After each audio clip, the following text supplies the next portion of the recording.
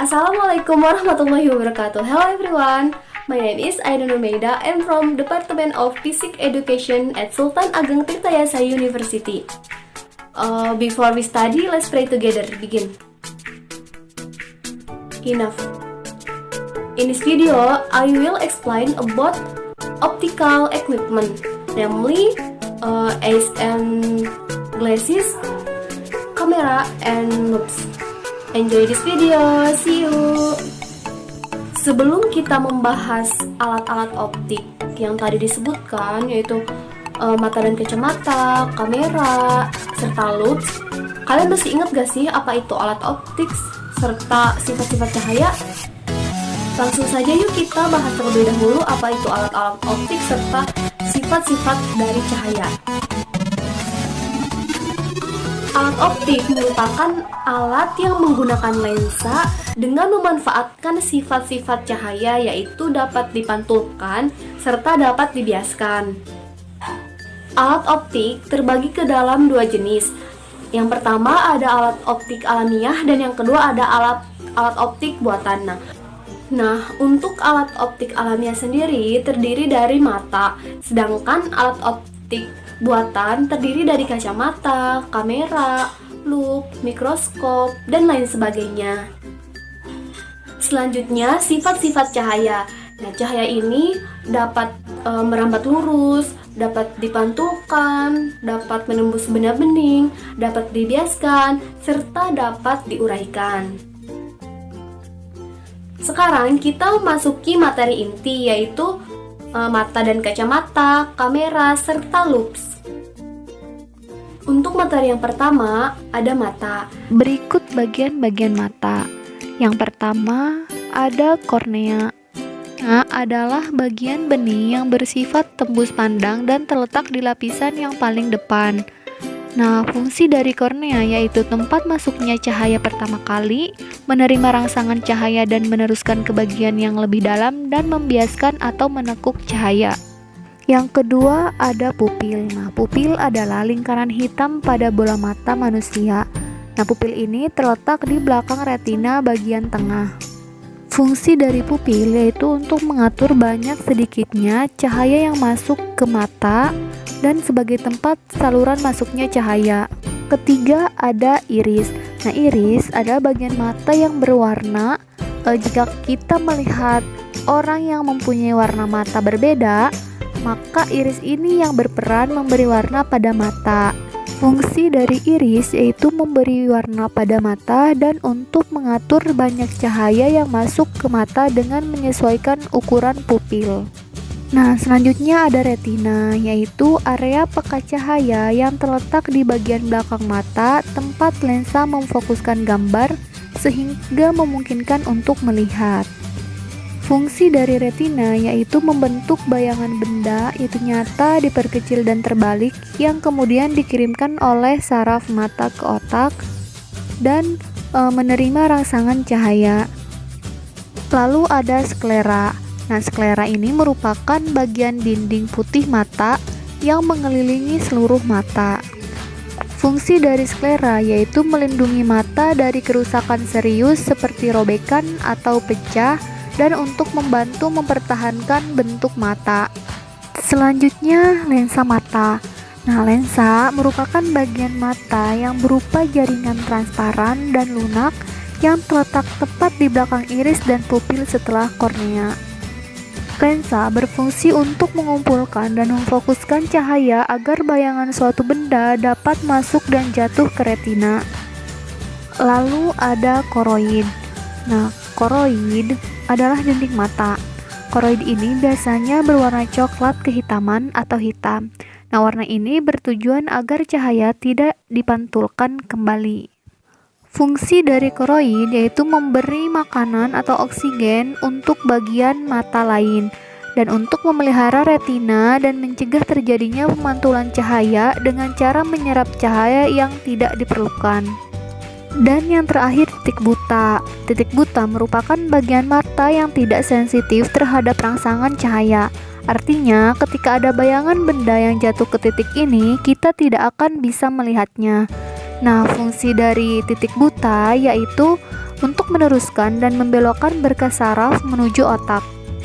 Pengaturan panjang fokus lensa mata berhubungan dengan daya akomodasi mata. Daya akomodasi mata sendiri merupakan kemampuan mata untuk menebal dan memipih sesuai dengan jarak benda pada mata. Mata dikatakan tidak berakomodasi ketika melihat benda pada jarak jauh. Sedangkan jika mata melihat benda dengan jarak yang sangat dekat, maka mata dikatakan berakomodasi secara maksimum. Untuk mata normal, titik terdekat benda yang dapat dilihat oleh mata sejauh 25 cm, sedangkan titik terjauhnya tak terhingga. Bagaimana mata bisa melihat benda yang jaraknya berubah-ubah? Agar tetap mendapat bayangan yang sempurna, lensa mata mencembung dan menipis. Pada saat melihat benda yang jauh dengan mata, lensa mata menipis.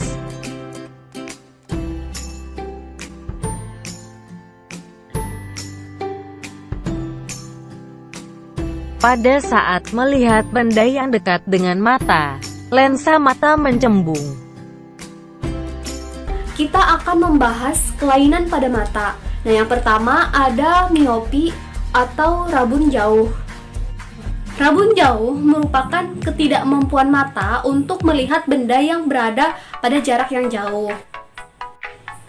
Penyebab dari rabun jauh ini adalah bola mata yang terlalu panjang dari ukuran normal sehingga bayangan jatuh tepat di depan retina.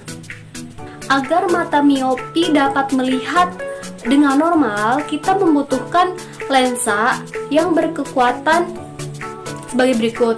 Nah, di mana P sama dengan min 100 per PR. Di mana P merupakan kekuatan lensa dengan satuan dioptri dan PR merupakan jarak terjauh mata. Untuk mengetahui fokus suatu benda, kita menggunakan persamaan 1 per F sama dengan 1 per S ditambah 1 per S aksen, di mana F merupakan fokus suatu benda, S merupakan jarak benda, dan S aksen merupakan jarak bayangan. Yang kedua, ada hipermetropi atau rabun dekat. Rabun dekat merupakan ketidakmampuan mata untuk melihat benda dengan jarak yang dekat. Penyebab hipermetropi adalah ukuran bola mata yang pendek dari ukuran normal, sehingga bayangan jatuh tepat di belakang retina.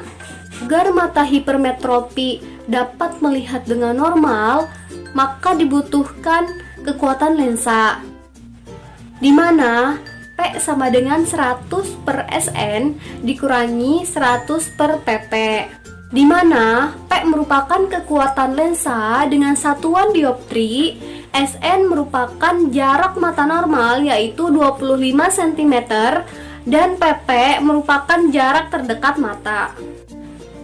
Yang ketiga ada mata tua atau presbiopi. Nah, penderita presbiopi ini memiliki penglihatan jarak dekat lebih dekat dibandingkan dengan mata normal, yaitu kurang dari 25 cm, dan titik terjauhnya kurang dari tak hingga,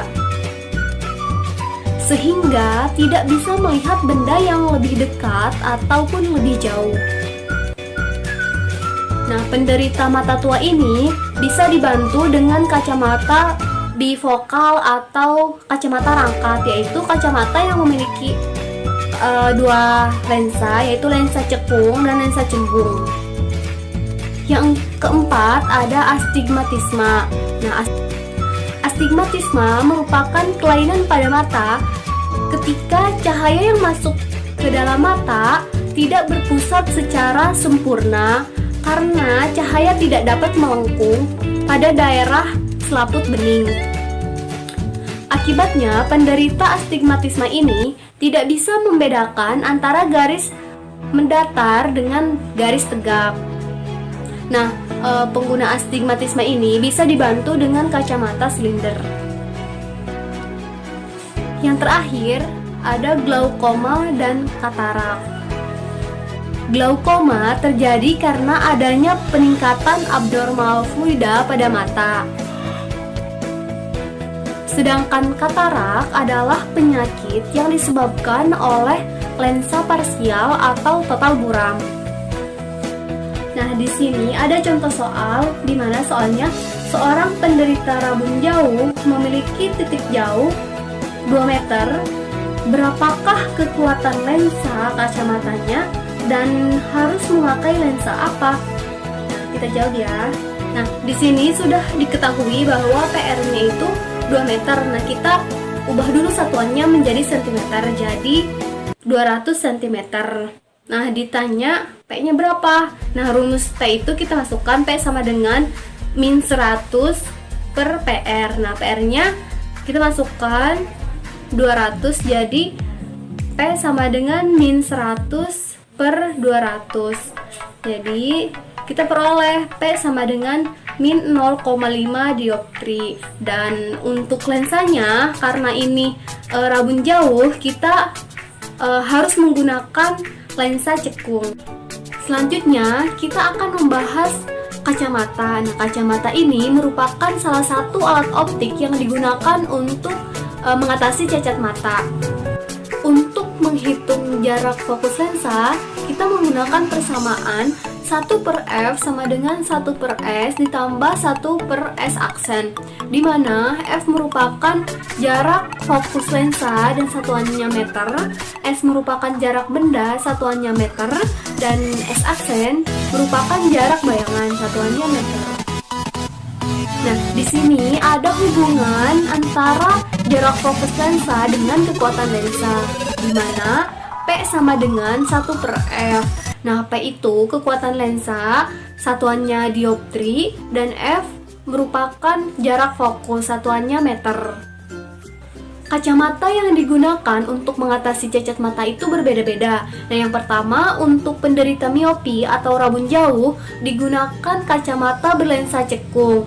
Nah, untuk penderita hipermetropi atau rabun dekat digunakan kacamata berlensa cembung. Sedangkan untuk presbiopi dan astigmatisme digunakan kacamata bifokal, yaitu kacamata berlensa cekung dan cembung.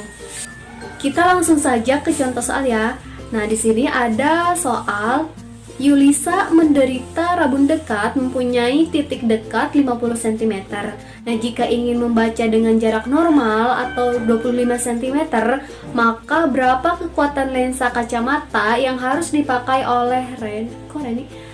Menurut ya teman-teman, di sini harusnya Yulisa. Langsung saja yuk kita jawab. Di sini sudah diketahui jarak bendanya itu 25 cm. Nah, sedangkan jarak bayangannya itu min 50 cm. Nah, kenapa negatif? Karena ini tuh menunjukkan bayangan bersifat maya di depan lensa. Nah, sebelum kita mencari kekuatan lensa yang harus dipakai oleh si Yulisa ini, kita terlebih dahulu mencari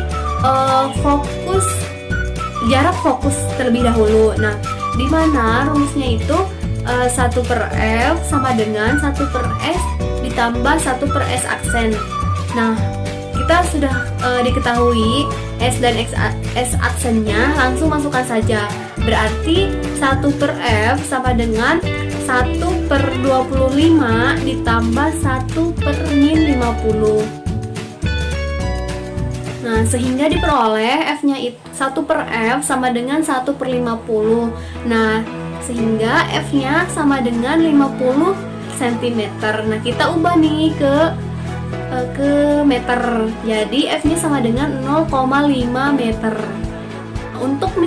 Untuk mencari kekuatan lensa, kita menggunakan hubungan antara kekuatan lensa dengan fokus. Nah, di mana P sama dengan 1 per F. Nah, kita masukkan F-nya 0,5.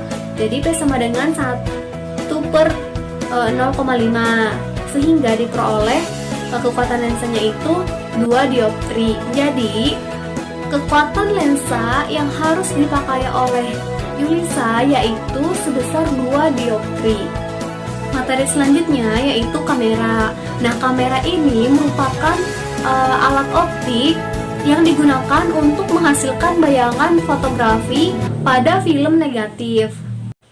Prinsip kerja kamera yaitu objek yang hendak difoto harus berada di depan lensa. Nah, ketika diafragma dibuka, cahaya yang melewati objek masuk melalui celah diafragma menuju lensa mata.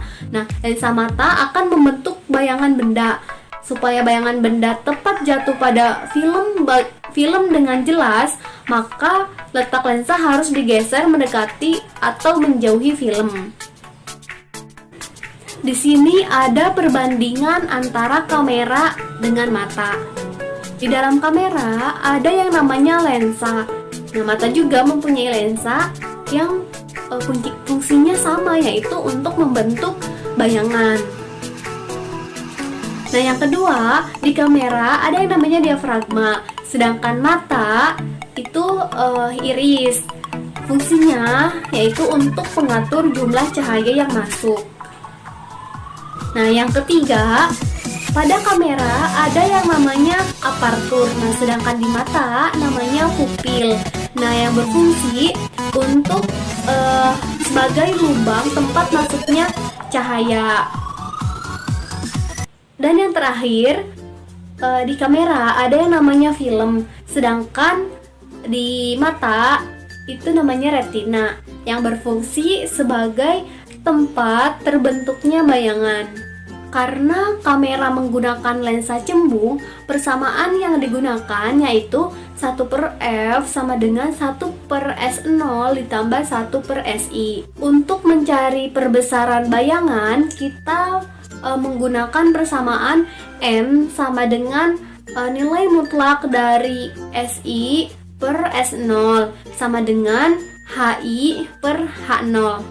Dan untuk mencari kekuatan lensa, kita menggunakan persamaan hubungan antara kekuatan lensa dengan fokus, yaitu P sama dengan 1/f sama dengan 100/f, di mana F merupakan fokus, S0 merupakan jarak benda, Si merupakan jarak bayangan, M perbesaran bayangan, H0 merupakan tinggi benda, Hi tinggi bayangan, dan P merupakan kekuatan lensa. Nah, kita langsung ke contoh soal ya. Di sini ada soal jarak fokus lensa sebuah kamera adalah 50 mm. Kamera tersebut diatur untuk memfokuskan bayangan benda pada jauh tak terhingga. Nah, berapa jauh lensa kamera harus digeser agar dapat memfokuskan bayangan benda yang terletak pada jarak 2,5 meter? Kita langsung jawab ya. Nah, di sini sudah diketahui fokusnya itu 50 mm. Nah, sedangkan jarak bendanya itu 2,5 meter. Nah, kita ubah terlebih dahulu ke milimeter, jadi 2500 mm. Langsung saja kita masukkan ke persamaan 1/f sama dengan 1/s0 ditambah 1/si. Kita S0 sama dengan S, Si sama dengan S aksen, sama saja ya. Kita masukkan 1/f, F-nya itu 50, berarti 1/50 sama dengan 1/2500 ditambah 1/s aksen. Jadi diperoleh 1/s aksen sama dengan 1/50 dikurangi 1/2500. Kita samakan penyebutnya ya, jadi 2500. Jadi 1/s aksen sama dengan 49/2500. Nah, berarti S aksennya itu 2500 dibagi 49 sama dengan 51,02 mm. Dan demikian lensa harus digeser sejauh 51,02 mm dikurangi 50 mm sama dengan 1,02 mm. Jadi si lensanya itu harus digeser sejauh 1,02 mm. Nah, materi terakhir yaitu loops atau kaca pembesar. Nah, tentu kalian sudah gak asing lagi kan yang namanya kaca pembesar. Nah, kaca pembesar ini merupakan salah satu alat optik yang menggunakan lensa cembung yang digunakan untuk melihat benda kecil agar tampak lebih jelas atau jauh lebih besar dari ukuran sebenarnya. Nah, benda dapat diamati dalam dua keadaan, ketika mata tidak berakomodasi dan ketika mata berakomodasi maksimum. Saat benda diletakkan kurang dari fokus loop atau S0 kurang dari F, maka mata akan berakomodasi secara maksimum. Sedangkan jika benda diletakkan tepat pada fokus loop atau S0 sama dengan F, maka mata tidak akan berakomodasi. Nah, kita langsung saja bahas satu-satu ya. Yang pertama ada mata tidak berakomodasi. Nah, bayangan yang dihasilkan oleh loop jatuh di titik jauh mata atau S aksen sama dengan tak hingga. Maka persamaannya yaitu 1/F sama dengan 1/S. Sedangkan untuk perbesarannya kita menggunakan persamaan M sama dengan SN/F. Yang kedua ada mata berakomodasi maksimum. Maka bayangan yang dihasilkan yaitu jatuh di titik dekat mata atau S aksen sama dengan min SN. Nah, persamaan yang diperoleh yaitu 1/F sama dengan 1/S dikurangi 1/SN. Nah, untuk perbesarannya kita menggunakan persamaan M sama dengan SN/F ditambah 1. Nah, yang terakhir ada akomodasi jarak tertentu atau X. Nah, bayangan yang dihasilkan loop yaitu jatuh di titik X atau S aksen sama dengan min X. Sedangkan untuk perbesarannya kita menggunakan persamaan M sama dengan SN/F ditambah SN/X. Kita langsung ke contoh soal. Nah, seseorang mengamati sebuah benda dengan menggunakan loop berkekuatan 10 dioptri. Apabila titik dekat mata orang tersebut adalah 25 cm, berapakah perbesaran loop itu jika mata berakomodasi pada jarak 50 cm? Nah, di sini sudah diketahui PP-nya itu 25 cm. Nah, untuk P-nya itu 10 dioptri. Kita untuk mencari F kita menggunakan rumus persamaan 1/F sama dengan P. Jadi diperolehlah F sama dengan 0,1 meter atau 10 cm. Nah, untuk X-nya itu ada 50 cm. Ditanyakannya itu perbesaran loop ketika mata berakomodasi pada jarak 50 cm. Kita langsung jawab ya. Langsung saja bahas M sama dengan PP/F ditambah PP/X. Itu mohon maaf ya, di PPT-nya nggak ada pernya, harusnya itu ada pernya. Jadi kita masukkan nilai PP 25, F 10, dan X-nya 50. Jadi M sama dengan 25/10 ditambah 25/50. Sehingga diperoleh M sama dengan 2,5 ditambah 0,3. Nah, sama dengan 3. Nah, jadi perbesaran angular loop untuk penggunaan mata berakomodasi pada jarak 50 cm adalah 3 kali.